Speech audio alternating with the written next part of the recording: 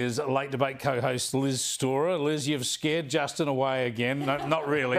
He's off with the ABC again. And Joe Hildebrand is jumping here. Great I've to see just you, mate. morphed into Justin. Justin, yeah. Now, look, we don't want to get debate fatigue here, but we all had a good look at last night. And tonight we've got Jim Chalmers and Angus Taylor going head-to-head. Yes. Do we expect fireworks there? Yeah, I would certainly hope so. I mean, Lord knows a debate over economic policy needs some fireworks, I think, to make some pretty good television. But I think they're both fairly strong performers. I think last night, Albo and Dutton both performed well. I think probably Angus Taylor has more as Peter Dutton did last night. Angus Taylor has more riding on tonight's result than Jim Chalmers does. But it'll be very interesting. I will be there. I'll be glued to the set. I'll be writing my little analysis. So I think Ross Greenwood is hosting it. I think he'll niggle them a bit. But I'd back Angus Taylor for his economic expertise over Jim Chalmers all the time. But Jim Chalmers always has a glib political line.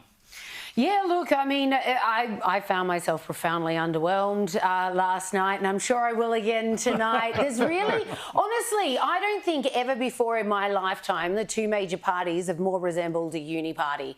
Right now, the average punter on the street, the only difference they know going to the polling box is they'll get cheaper petrol with Dutton, and nuclear is on the agenda. But when it comes to the differences, I think it's dismally disappointing. It's just, and all the topics that we talk about on a nightly basis, freedom of speech, the gender wars, the Libs just haven't taken up the baton. They're doing nothing about men in women's sports. They're the ones who told you to report your friends and family to ASIO. They've supported every restriction on free speech that the Labor has come up with. It's just ridiculous. They're the ones who invented the e-safety commissioner. They're the ones who are also refusing to withdraw from the Paris agreements. Yeah, I think a lot of people are just like, this is dismally disappointing. What's your point of difference here, guys? It's ridiculous. That was Liz Storer, authorised by the ALP, Canberra. No, but this is just it. I have never felt less tribal. Because I'm just like, you know what? You flogs are just mirroring each other to an extent that I'm like, this is pathetic. Even Dutton saying, oh, we're going to slash immigration, really, by 150,000 people over the course of 4 years. That's not slashing immigration. Well, this is the problem, I think. We've got the country going to hell in the handbasket, but we're not talking about just how dramatic that choice is. And everyone's just... our system means you're just targeting this cohort of undecided in the middle, like we got last night, and they're worried the big ideas will scare them away. We are looking at deficits for the next 40 years and $1 trillion worth of debt. Where's the plan to tackle that? Exactly. It's a very good question. I think there's no appetite to tackle that at all from either side. So there is a lot of Me Tooism going on, you're right. But I also think that in times of economic uncertainty and economic crisis, all those sort of big values issues like Liz was talking about, I mean, there's no greater champion of free speech than me, but you know, people don't care about that right now. They don't care about all those sort of quote-unquote culture war issues. They just care about food on the table, money in their pocket. And also, I think in times of great uncertainty, they care about stability and a safe pair of hands. And that's why I think... But neither are delivering on that either, Joe. Well, I think people will go to, you know, there's a bit of a pox on both their houses, but I think people think better the devil you know, but everywhere else around the world is going to hell in a handbasket. And this has come up in the focus groups that we've done as well with Redbridge, that people think at least we know that Anthony Albanese, we know what he's like, we know what he can do. Yes, times have been tough. And China knows what he's like. But do you think we're going to hear from either the Treasurer or the Shadow Treasurer tonight about pulling our socks up, tightening our belts? Are either of them going to cut back on government spending? We've already heard the budget speech and the budget reply speech. They're both as bad as each other, which means inflation is not going down. Well, government spending, crucial. What about productivity? We've got the whole economy run by the unions. Our productivity is flatlining. And no one's going to do anything to change it. Well, at least they're not going to take it to the election. It is frustrating. I tell you what was frustrating was this little snippet from someone on the ABC last night. Have a look. I have watched the first leaders debate of the election campaign, so you could spend your time catching up with the season finale of The White Lotus. You are welcome. Will it change anybody's vote? Probably not, because it was broadcast on Sky News, which has a tiny audience, and it was behind a paywall. But it will be widely analysed in the rest of the media in coming days, and it can change voter perceptions that way. Talk about a waste of government money. And there's someone paid $300,000 or $400,000 a year by taxpayers to do a weekly spot on TV. Just to do us in, just to talk down Sky News. Why are they so obsessed with Sky News if we've got this tiny audience that reaches 11 million people a month, I think? We pay our own way, Lee. The advertisers and subscribers, we produce what people will pay to watch. I don't think that's ever happened at the ABC. Now, let's get on to something a little bit more important. Have a look at what Adam Bandt was on about today. The Greens are within reach of winning seats right across the country, and in a minority government, we can make things happen. Vote Greens. We will keep Dutton out and get Labor to act on the cost of living, housing and climate crises. With more Greens, we can put more pressure on Labor. See, Liz, that's why this election is more consequential than you suggest, because what you'll get if Labor is returned is not just more of the same, but a Labor-Greens alliance that'll be incredibly worse. Well, I just think the idea of the Libs actually flipping 23 seats is out of the question. I think a lot of people are being misled by an encouraging poll here or there.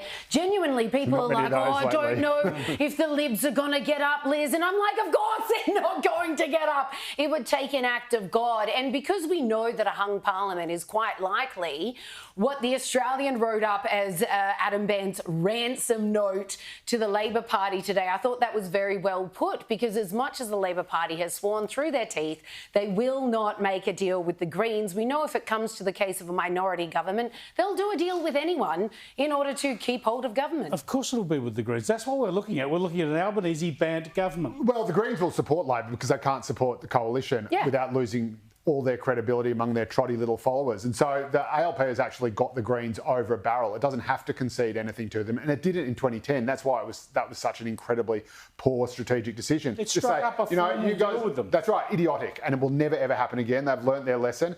In fact, all the polls show that Labor is unlikely to have to even form a minority government. And even if it does fall just short of a majority, there's plenty of people they could go to before the Greens anyway. And again, if the Greens want to vote with the coalition and block Labor legislation like it did with the housing package, that is actually the #1 Achilles heel for the Greens in Queensland. And they might be losing seats as a result of that. And so there could be even fewer Green crossbenchers to do a deal with. So they've got no power whatsoever, and they know they're losing power. And that I reckon is why Adam Bandt has come up to try to tar Labor with the same thing that brought it down in 2019 in the hope that Labor will shed votes and then the Greens become more powerful. So they're actually trying to sabotage Labor, not do a deal.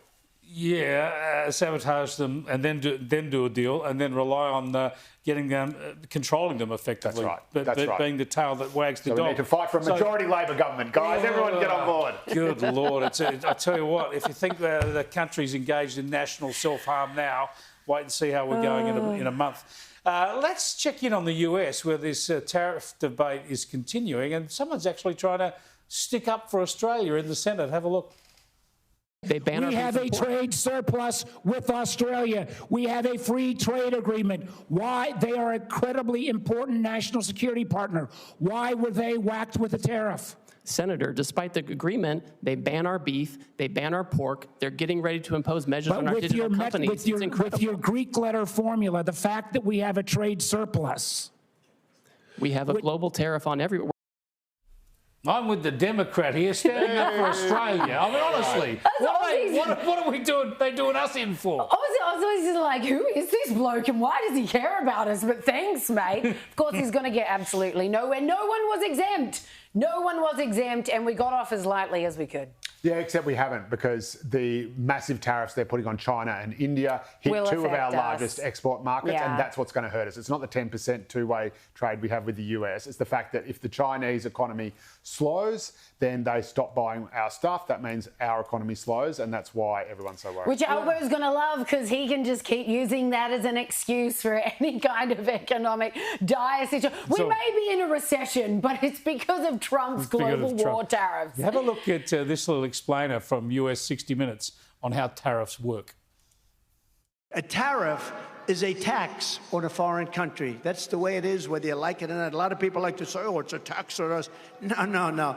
It's a tax on a foreign country. It's a tax on a country that's ripping us off and stealing our jobs. But most any importer or economist will tell you the president is mistaken. Tariffs are not a tax on a foreign country. The tax is paid by the importer in the United States. For example, Walmart imports goods from China, and when those goods cross into the United States, Walmart pays the tariff. If Walmart decides to pass the cost to consumers, then you paid the tariff, not China. Yeah, now, Liz, I know that all the Trump supporters are going to say this is the legacy media having a go at Trump again.